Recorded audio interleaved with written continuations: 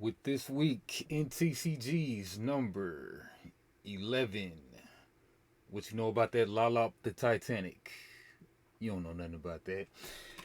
All right, this week, April 28th, we have not too many things going on in the crowdfunding side of the game, and not a whole bunch in the major side of the game.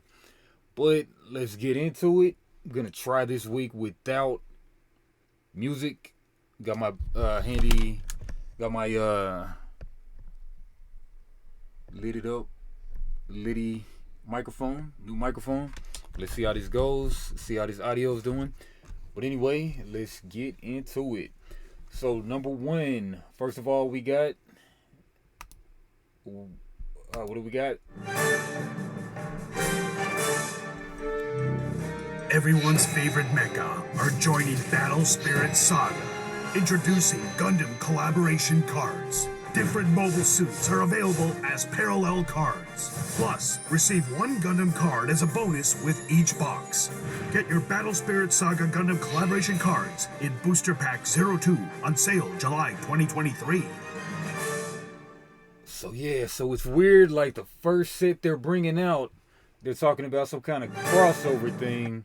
So I've heard people theorize that they're gonna make like a Gundam version of Battle Spirit Saga. So being that this is the first set and they're doing alternates with Gundam, that brings a lot of credence to that theory. But anyway, moving along. Number two thing on the docket, we have Genesis Battle of Champions. Your boy Joey from Dexin. Dexin Drafts.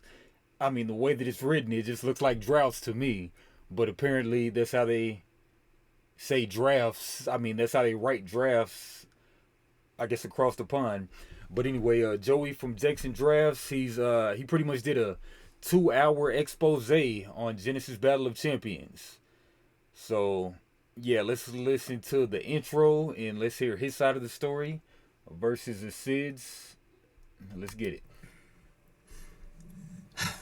Hi, Joey. Here's your care package. I really hope, in time, you come to love and enjoy the nuance of Genesis. We hope to usher in a new genre of TCGs with Genesis that focuses on tactical gameplay. As we grow, we will rely on people like you to deliver a quality game that upholds its values. Keep being honest and calling us out when we make garbage. Regards, Austin. It's the first thing I got from the company.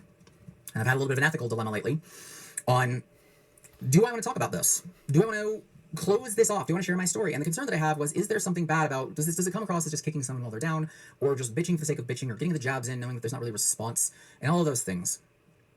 I struggled with it. It's been a couple of weeks now, and I've discovered that I'm not entirely okay from this. I'm still not. And no, not it's, I wish that it would stay. Like. And if you didn't know, and if you didn't watch last 2 weeks' episode, the game Genesis Battle of Champions, the creator said the game is dead, made that announcement, and he's got a few quibbles with it. I mean, a lot of people are not feeling it, but let's see. No, this thing has earned the dishonorable death that it's gotten. But there are a lot of people who are looking at it, and who did look at it at the start and say, it's just another casualty from the cutthroat realm of TCGs. And here's the thing. That's not true at all. This wasn't a casualty of difficult times. This was a suicide, courtesy of institutional failure and weakness in leadership. So you know what? We might as well call out some garbage and fucking learn something.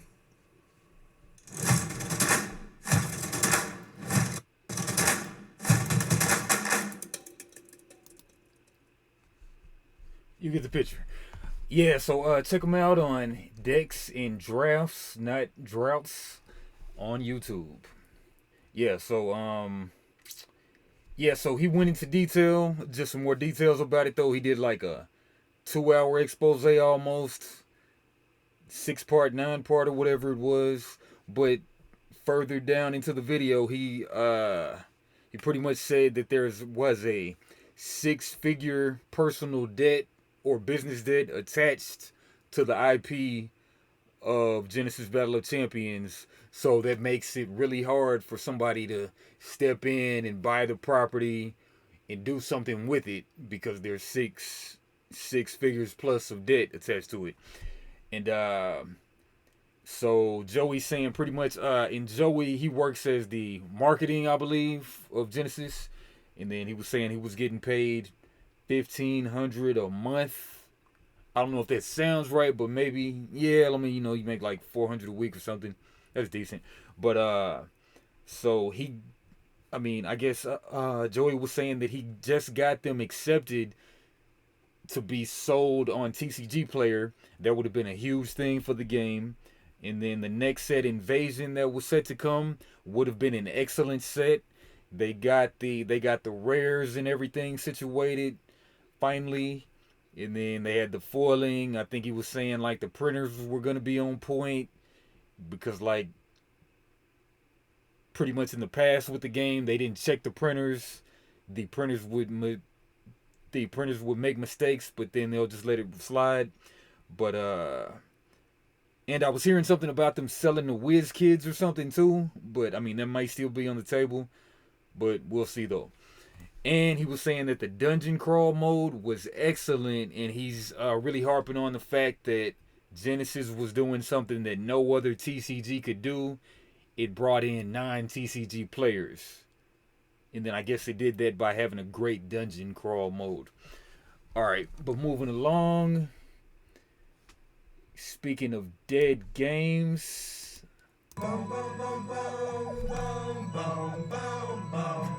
tell me what you gonna do. It ain't no problem.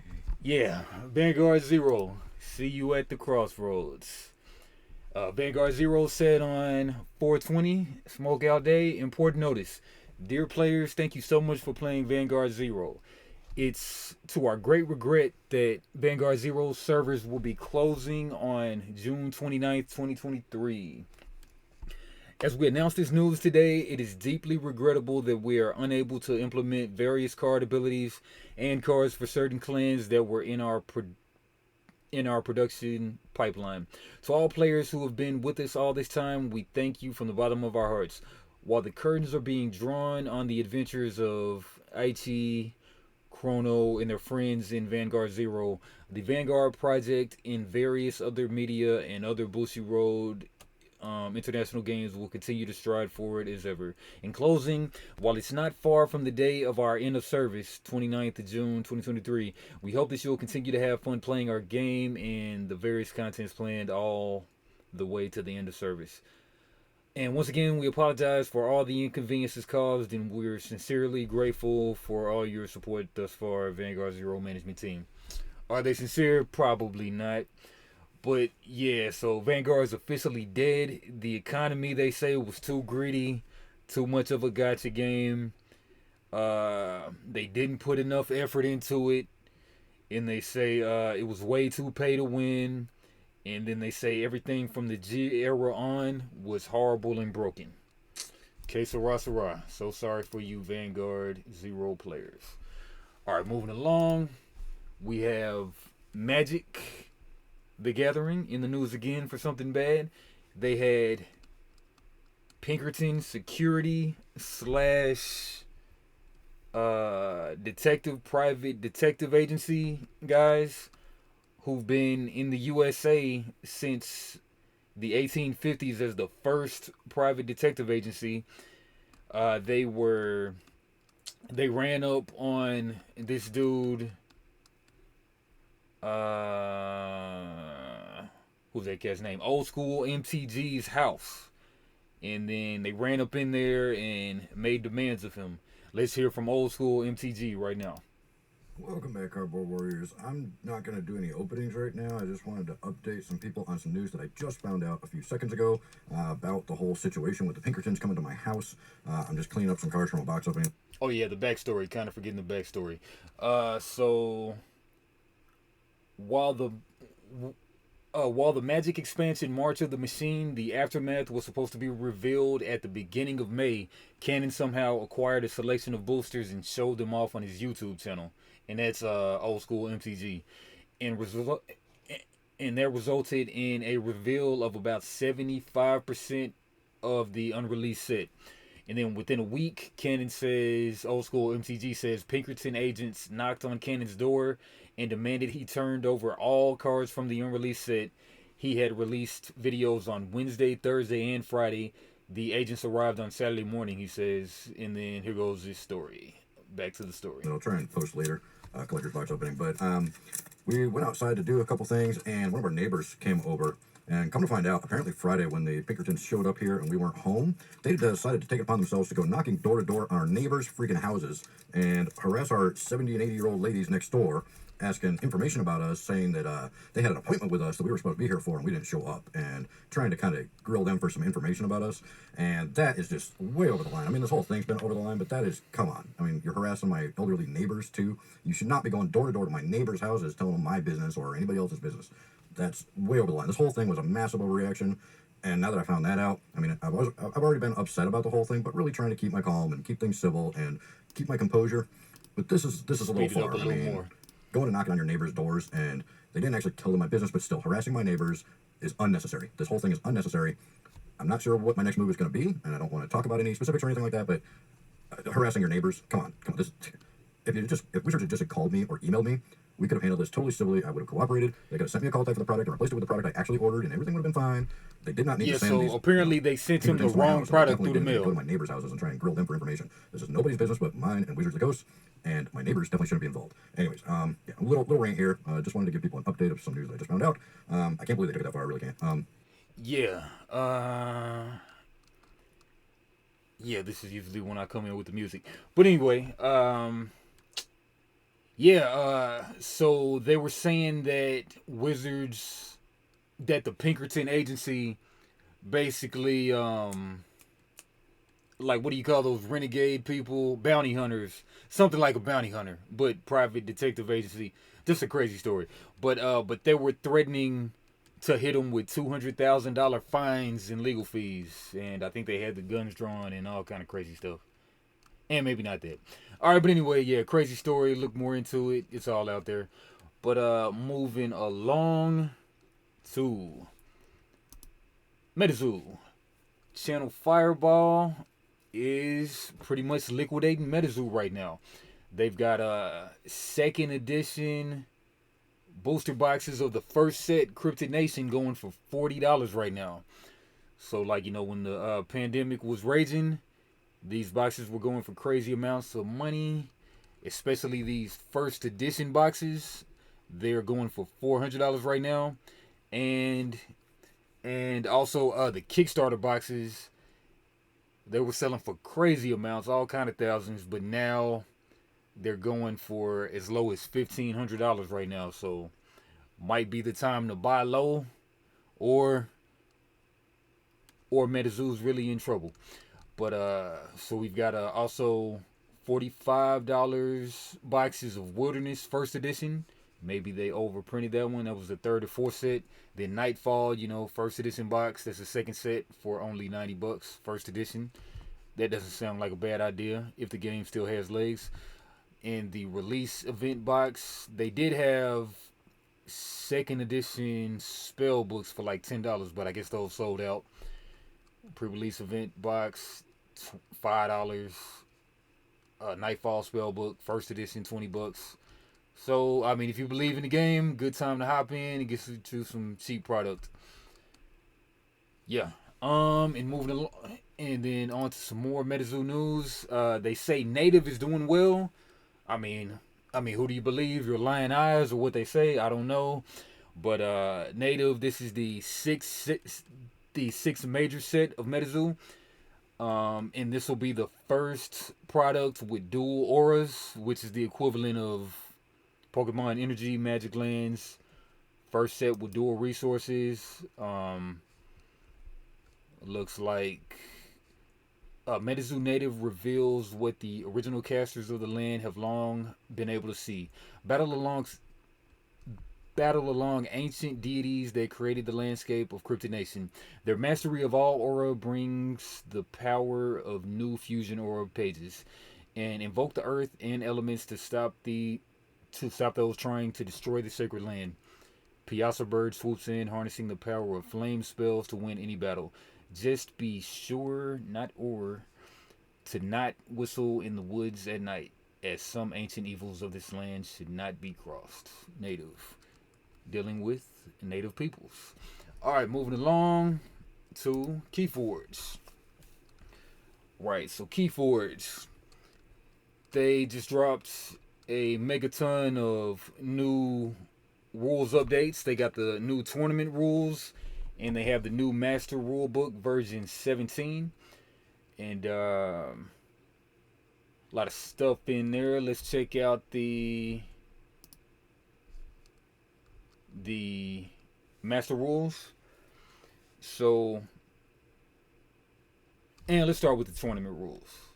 Okay, so they've actually done what I love when they do is they type the new stuff in a different color.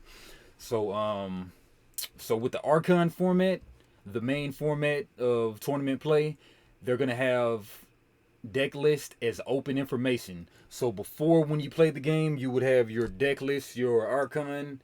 You would be able to show the opponent what cards are in your deck, and then you do the same.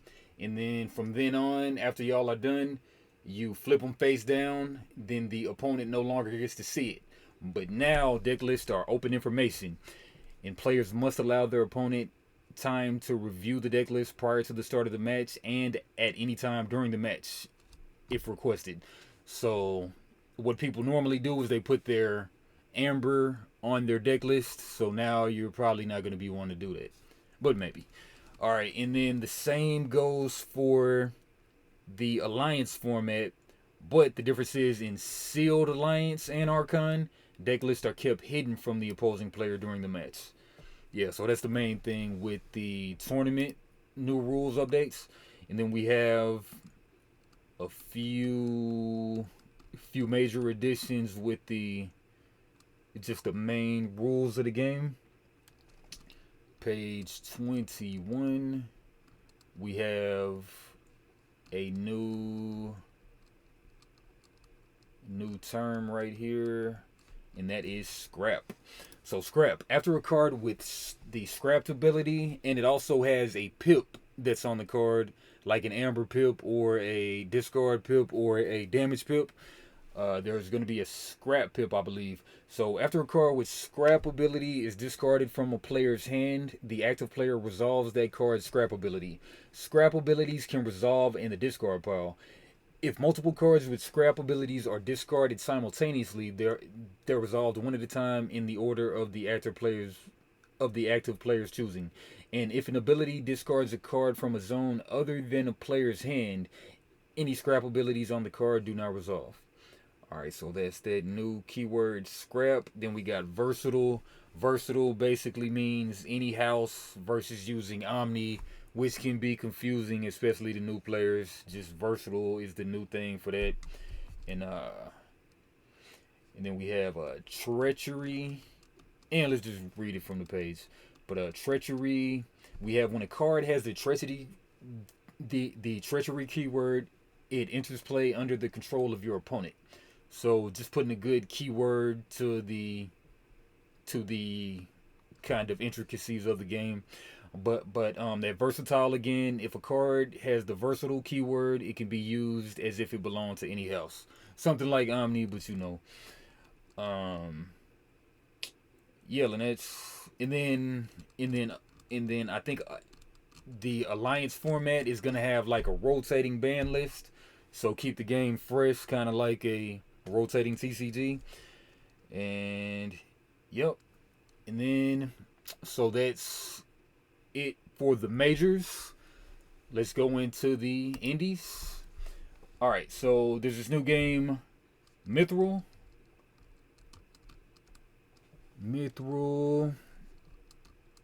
Yeah, let's kind of look at this intro video.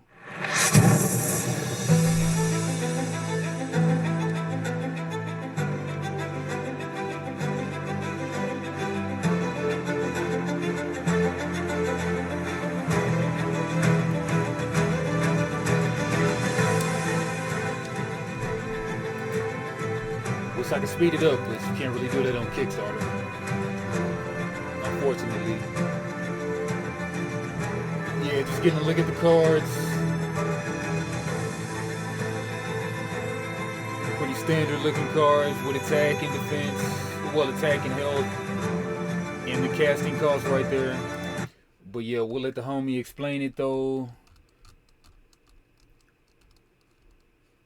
Here we go. The rules of the game. So Mythrel is a game that's played in rounds of 5 to 10 minutes between 2 players with a deck of 40 cards. Cards can be played from hand by paying their cost. There are 2 types of cost in the game. There's a mana cost that you just use mana to pay for, or there is also some cards that involve a life cost that mean you have to pay actual health to play the card. Creatures have both an attack and defense value, which are compared against each other whenever they attack to determine who wins, and cards have a persistent health, meaning if they take damage, then that damage remains in subsequent turns. There are also spells that you can play for a one-time effect, and there are equipment cards that will boost the attack and defense stats of any creatures you have in play. And that's pretty much all of the rules. Next, let's take a look at the actual cards themselves. So there are 5 rarities of cards in Mythrel. There's common, uncommon, rare, mythical, and exotic. So some of the cards have unbordered and bordered versions, but let's take a look at a typical bordered version of a card just to see the breakdown of what we can see on the card. At the top left is the mana or life cost in some instances of a card. At the bottom left you have the card's attack, and at the bottom right you have the card's defense. In the center you have the card type, and on the bottom you have the text box which contains all of the rules for the card. So that was the highest level overview of the game that I think I could possibly give, but let's move on and we'll take a look now at my opinions of the game itself. I've broken them up into pros, cons, and neutrals, so let's take a dive into the pros. So first off, I found this game to be a quick game that had...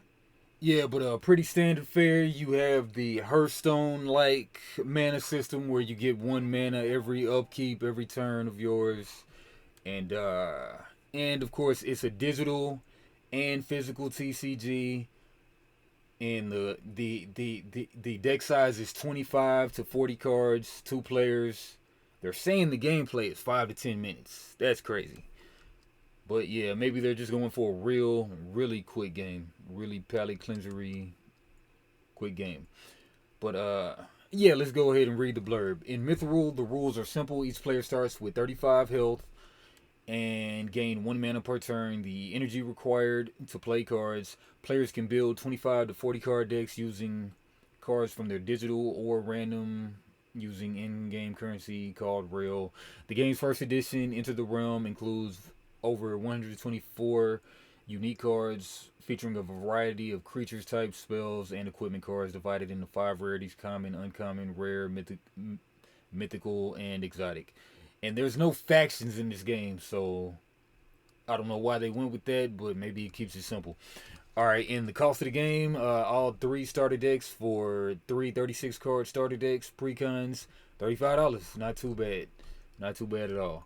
And then we have Mythrelian, $89 gets you a booster box, a backer digital promo card, and all unlocked stretch goals. $350 gets you 4 booster boxes, 4 digital promo codes, and the stretch goals, and $650 and a gang of stuff gets you a gang of stuff. All right, moving on from Mythrel, let's kind of scroll down see if we see anything else more interesting. Yeah, you see the anatomy of the card, pretty standard stuff. And then let's go to Berserkers. Check out that video.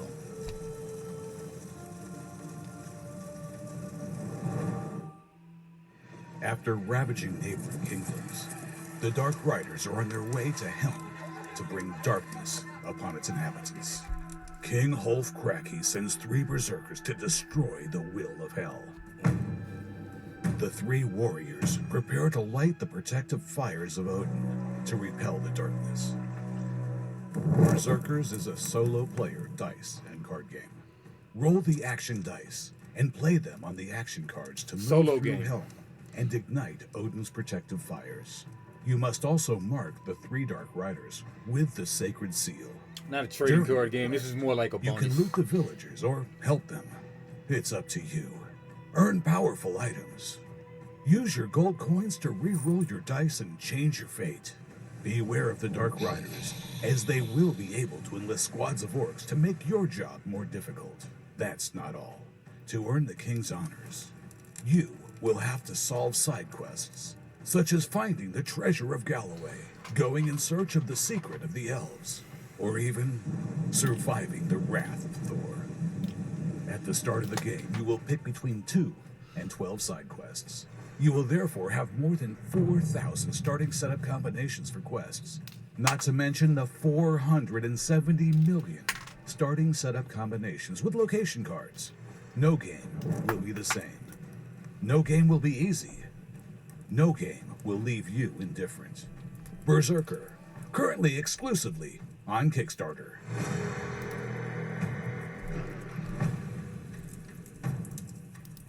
All right, look cool to me. But yeah, that concludes this week in TCGs number 11. Come check me out in another 2 weeks for this week in TCGs number 12. Let me know what you think about this no music thing. I think next week I'm gonna hit you back off with the music. But let me know though. And Foyo Games, like, comment, subscribe. Holler at your boy.